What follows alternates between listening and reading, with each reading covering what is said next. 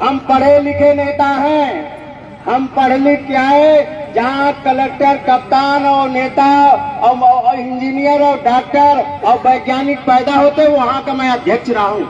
हमने पढ़ लिख के किसी पार्टी का चयन किया तो वो समाजवादी पार्टी का।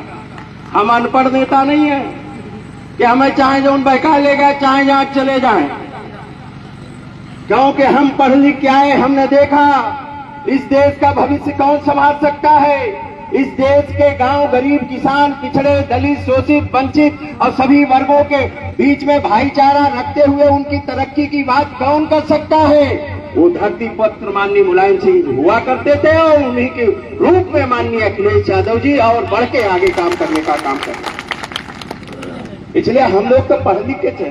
अब आप लिख के रख लेना, वो तो चूक गए थोड़ा, न इसी बात देश के प्रधानमंत्री होते माननीय अखिलेश यादव जी।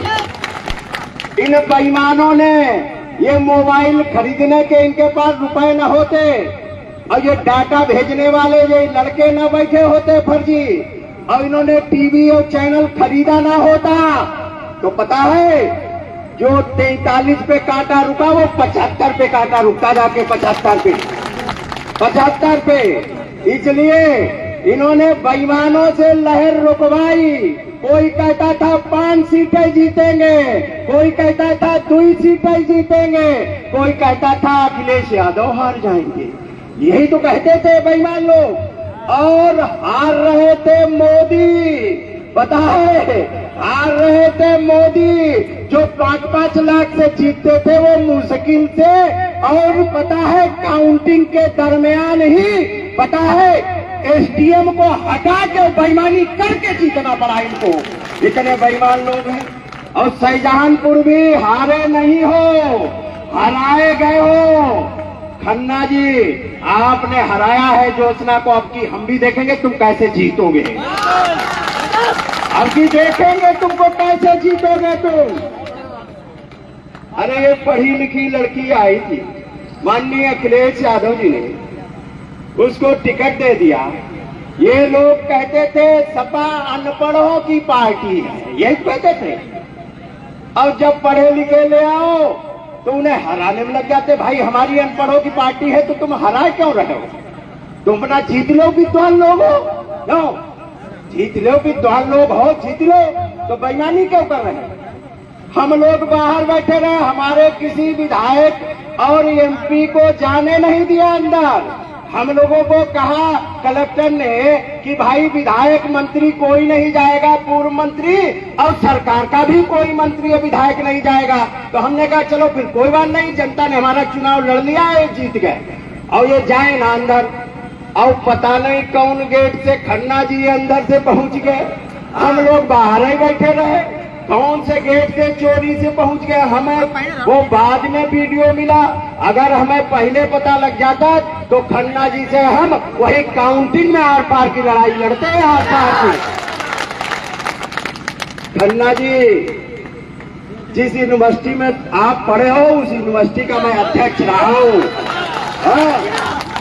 उस यूनिवर्सिटी का मैं अध्यक्ष रहा हूँ। जब मैं आपके मुख्यमंत्री से नहीं डरता हूँ तो आप तो एक यहीं के मंत्री हो, तुम्हारी कोई हैसियत है, सड़कें तक तो बनवा नहीं पाए। क्यों बताओ। यह पुल जो है, पुल के लिए हमारे यहाँ के लोग धरने पे बैठे रहे, बताओ धरने पे बैठे रहे। यहाँ के विधानसभा के लोगों का मैं धन्यवाद देता हूँ। जलालाबाद इसीलिए ज्यादा वोटों जीती है कि यहाँ के लोग संघर्षशील लोग हैं, लड़ाकू लोग हैं और लड़ने का काम किया, धरना देने का काम किया। ये सोमंती जी बैठे हमारे सभी लोग, नगर अध्यक्ष से लेकर और हमारे विधानसभा अध्यक्ष जी, इनको तो मैं धन्यवाद दूंगा। इतना बढ़िया आपने शानदार मुलाकात करा दी। और मुझसे तो कहा था आपने अरे कुछ 10, 20, 50 लोग और 100 लोग मिल लेंगे आपसे। ये तो आपने पूरा पंडाल भर दिया, कुर्सियां कम पड़ गई क्यों। और आप सब पूरे जिले के और नगर के लोगों का और विधानसभा के सभी पदाधिकारियों का मैं धन्यवाद देता हूं।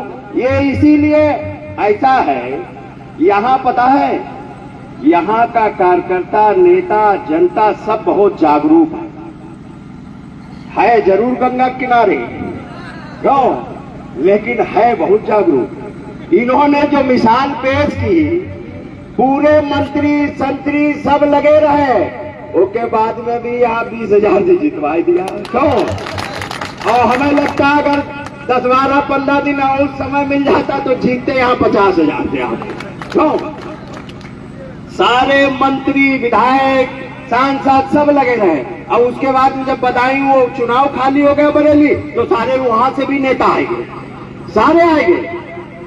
और जब इन्हें पता लग गया चुनाव हार गए खन्ना जी, तो खन्ना जी ने पता नहीं, यहाँ तो हमारा तो केवल एक शेर नेता आया था माननीय अखिलेश यादव जी, इनके तो पता नहीं सैकड़ों मंत्री, मुख्यमंत्री, प्रधानमंत्री, गृह मंत्री, पता नहीं कितनी मीटिंगें की है। बताओ ना, 4 मीटिंग की तो मुख्यमंत्री ने की, और जिस दिन माननीय अखिलेश यादव जी की मीटिंग थी उसी दिन मीटिंग लगा दी।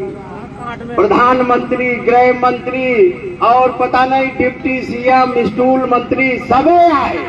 क्यों? बताओ। उसके बाद में भी और हम लोग लड़ रहे थे और ज्योत्सना लड़ रही थी, आप सब लोगों का आशीर्वाद था। पहले लोग कहते थे 5 लाख जो वोट पाया जाएगा वो 1 लाख से जीत जाएगा। अब वोट तो मिल गया 5,40,000, लेकिन हार गए। चलो कोई बात नहीं, चुनाव हारे, हिम्मत थोड़ी ना हारे। मैं ज्योत्सना को भी धन्यवाद देना चाहता हूँ। मैं तो सोच रहा था ये पहली बार पॉलिटिक्स में आई, सीधे पर्चे दाखिल हुआ, पता नहीं ये कर पाएंगे कि नहीं कर पाएंगे, मैं तो डर रहा था। लेकिन जब इन्होंने पर्चा दाखिल करके टीवी पे बोला तब मुझे थोड़ा भरोसा हुआ कि कम से कम टैकल कर ले जाएंगे। लेकिन उसके बाद में भी मैंने देखा चुनाव हारने के बाद भी हिम्मत लोग हार जाते। इनके चेहरे पे सिकन नहीं थी, वहां भी टीवी पे बोली, निकलने के बाद में भी हम लोग थोड़ा हौसला वो हो गया था कार्यकर्ताओं नेताओं का। लेकिन इन्होंने अगले दिन ही सबको धन्यवाद दिया कार्यालय में बुला के, और सभी विधानसभाओं में भी धन्यवाद। तो मैं तो ये मानता हूं कि ऊपर वाले की कृपा है जो इतनों इनको पहली बार में हिम्मत दी, कम से कम घूम रही हिम्मत हौसले के साथ में लोगों के बीच में। तो अब ये बात सही है, मुझे तो लगता था कि ये चुनाव लड़ लेंगी, और जब हार गई तो मैंने कहा, मैंने वादा किया था कि मैं तो यूनिवर्सिटी में चुनाव लड़ा, जिसने वोट मुझे यूनिवर्सिटी में दिया था उसका आज तक मैं ऋण अदा करने की कोशिश करता हूं। अगर उसके यहाँ दिक्कत परेशानी आती है तो गाजीपुर से गाजियाबाद तक भी उसके यहाँ जाते हैं। आज उसके हमें वोट की जरूरत नहीं है। रामवीर सोलंकी जी बैठे हैं, हमें अब उनके वोट की जरूरत नहीं है, लेकिन हम संबंध निभाने जाते हैं। लेकिन मैंने इनसे कहा भाई, हमने वादा भी किया था, मंचों से भी बोला था, हम हार जाएं जीत जाएं, लेकिन हम आपके बीच में रहेंगे, आपके सुख दुख में शामिल रहेंगे। और ज्योत्सना जी ने वैसे ही किया, उसके लिए मैं इनका भी हिम्मत को धन्यवाद देता हूं कि ये लगातार लोगों के सुख दुख में जा रही हैं। और इसी तरीके से देखिए, चुनाव विधायक बन जाना, सांसद बन जाना कोई नेता नहीं होता है। नेता वो होता है जो दुख दर्द में शामिल हो, लोगों की मदद करे, लोगों के बीच में रहे, निस्वार्थ भाव से काम करे, और नेता वही होता है। विधायक, एमपी, एमएलए तो मिनिस्टर तो पता नहीं यहाँ घूम तो रहे हैं, इनकी हैसियत है थाने तक से छुड़वाए दे। तो बताओ, थाने में लूट मची, लूट, और जमीनें जहां जिसकी जमीन ना बिकी उस पर पैसा। और ये विधायक की और किसी यहाँ के मंत्री और किसी की हैसियत नहीं है, कोई करवा दे। थानों में लूट, कलेक्टर, कप्तान, थानेदार, एसडीएम और राह बचाए के मंत्री और विधायक लूट रहे हैं। सब थाने बंधे हैं, तुम्हें मालूम है? ये क्या कह देते हैं, हमारी तो सुनिए नहीं रहा, सुन नहीं रहा, इन्हें महीने में दे आता पैसा, और तो क्या सुनेगा भाई? बताओ क्यों सुनेगा? इनको महीने में मिल रहा है रुपया, अब महीने में थानेदार दे आता है लिफाफा में करके, सब कोटेदार तक से तो पैसा वसूल रहे, प्रधानों तक से पैसा वसूल रहे। बताओ, ये सब लूट में लगे हैं, और लूट ऐसी मची है, सरकारी कर्मचारी अधिकारी तो लूट ही रहे, नेता लूट रहे, और रहा बचा इनके उद्योगपति लूट रहे, जीएसटी लगा के, इतनी अनाप शनाप जीएसटी। बताओ, इसलिए ये होली का अवसर है, और होली कहां से प्रारंभ हुई? होली कहीं दूर से नहीं, हरदोई से ही प्रारंभ हुई। हिरण्यकश्यप राजा था, मालूम है? और होलिका अब वो कहीं से पैदा भी नहीं हुई, हमारे खानदान का ही है मामला। क्यों बताओ, है कि नहीं? ये हमारे खानदान का मामला। हाँ? और कुछ लोगों ने गलत लिख दिया, होलिका जी त्याग तपस्या की बलिदान की देवी थी, उन्होंने अपने को जला लिया लेकिन प्रहलाद को बचाने का काम किया, ये होलिका। और लोग क्या बता देते हैं, होलिका राक्षसी थी, तो फिर होलिका माता की जय क्यों बोलते हो? कोई राक्षस का जय बोलता है क्या? बताओ, कोई बोलता है क्या? उसकी पूजा भी करते हैं होली में, औरतें भी जाती हैं, उसके कंडे की आग से चूल्हा जलता है, साल भर चूल्हा जलता है ना, बताओ ना। फसल भी ले जाते उसमें भूनते हैं। तो होली का पर्व त्याग बलिदान का पर्व है, होलिका माता बोला जाता है। भैया रावण कोई नहीं जय बोलता है, बहुत बड़ा विद्वान आदमी था, बताओ कहो।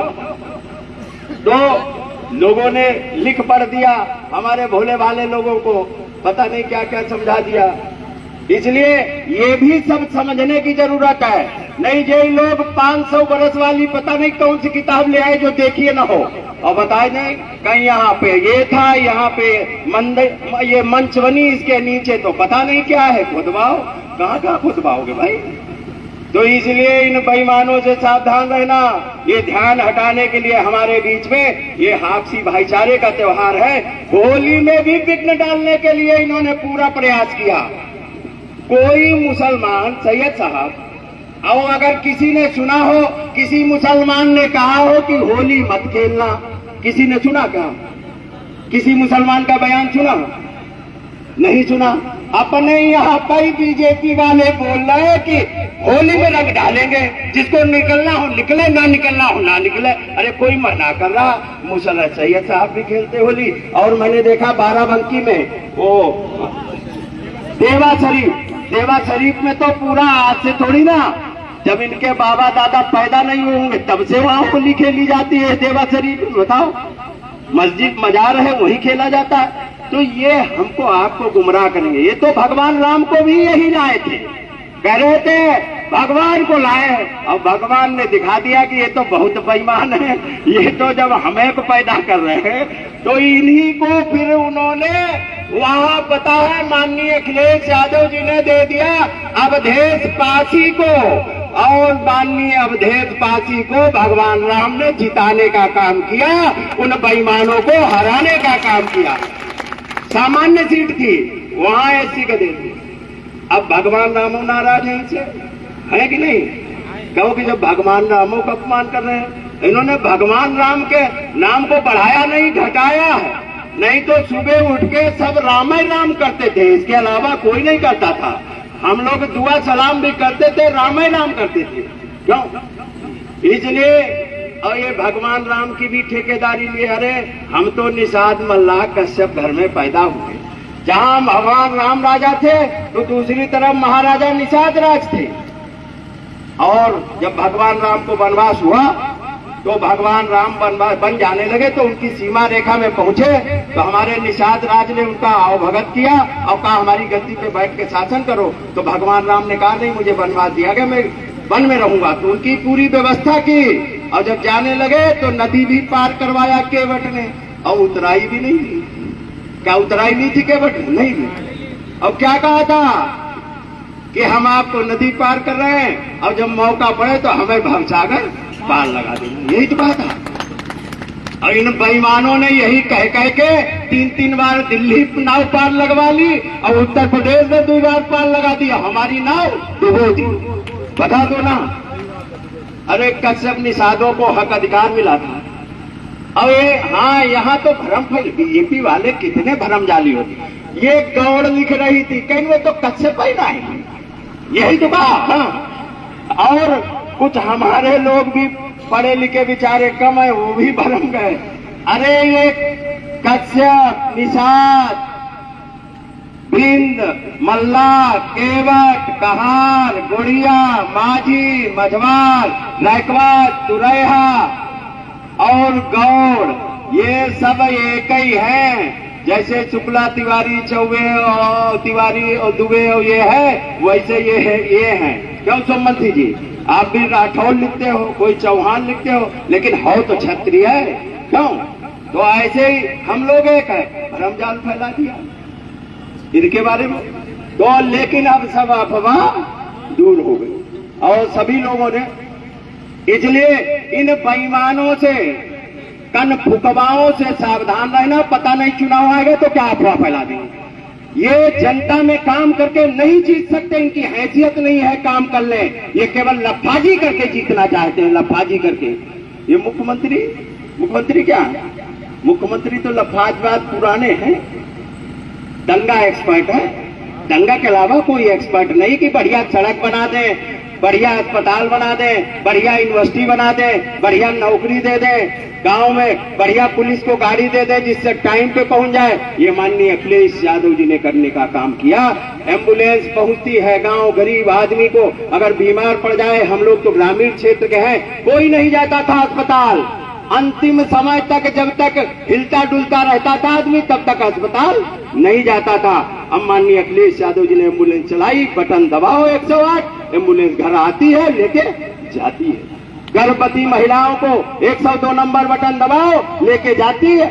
नहीं तो बैलगाड़ी, ट्रैक्टर, ट्राली से ले जाते थे, दोनों खत्म हो जाते थे रास्ते, ये लेके जाती है। और अगर मैं पहले जबरदस्त लोग थाना छट कर लेते थे, कहते थे जमीन कब्जा करने जा रहे हैं, थानेदार महोदय आना नहीं, अब कब्जा कर लेते थे। अब 100 नंबर चला दी कि खेत की मेड़ पे भी झगड़ा हो, पुलिस, तुम्हें थाने नहीं जाना, पुलिस तुम्हारे पास आएगी। ये अखिलेश जी ने व्यवस्था की, सारी व्यवस्थाएं की।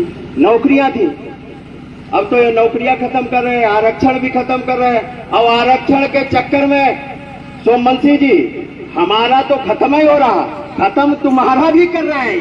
ये बचेगा नहीं भाई। प्राइवेट, जब सरकारी संस्थान में, चलो हम 27% पालेंगे, एससी पालेंगे 50%, लेकिन 50% तो तुम्हारे लोग भी सरकारी नौकरी पाते हैं, पक्की नौकरी, तो तनख्वाह तो उनको भी बराबर मिलेगी। लेकिन अब ये झांसा तुम्हें झांसे में दे रहे हैं कि हम आरक्षण खत्म करने के लिए प्राइवेट कर रहे हैं, लेकिन नौकरी जहां 1 लाख तनख्वाह मिलती थी, वहां 10,000 पे नौकरी करना पड़ रहा है लोगों को प्राइवेट सेक्टर में, आउटसोर्स। अस्पताल सरकारी है और उसमें डॉक्टर प्राइवेट लगा। सचिवालय सरकारी है, जहां सचिवालय में 2 लाख तनख्वाह मिल रही है एक अधिकारी को, और उसी टेबल के बगल में वही काम और उसी पद पे बैठा वो 15,000 पे कर रहा। आप देखो, प्राइमरी स्कूल में शिक्षा मित्र 10,000 पे नौकरी कर रहा, और वही बगल में परमानेंट 1 लाख तनख्वाह पा रहा कि नहीं। और वही माननीय अखिलेश यादव जी ने 3 लाख पा रहे थे शिक्षा मित्र, उनका कर दिया था 40,000। तो इन बेईमानों को अच्छा नहीं लगा और उन्हें घटा दिया, कोर्ट में फंसा। 69,000 शिक्षकों का आरक्षण खा लिया। अगर सभी जात, वर्ग, धर्मों का सम्मान किसी ने किया है तो वो समाजवादी पार्टी और माननीय मुलायम सिंह और माननीय अखिलेश यादव है, इसके अलावा कोई नहीं है। आप हो तो आप क्षत्रिय बिरादरी के किसी मिनिस्टर की तुम्हारी हैसियत हो, थानेदार हटवा के दिखवाओ। नहीं हैसियत है, इसलिए नहीं है क्योंकि यहां अधिकारियों का राज चल रहा है। इसलिए सभी जात, वर्ग और धर्मों का सम्मान और गुलदस्ता बना के माननीय अखिलेश यादव जी ने किया। इसलिए मैं आप सब लोगों का आभार और धन्यवाद व्यक्त करता हूं कि आप लोग इतनी देर से बैठे। आप सब लोगों का आभार, धन्यवाद। और गुजिया की भी व्यवस्था है भाई, अध्यक्ष जी कहा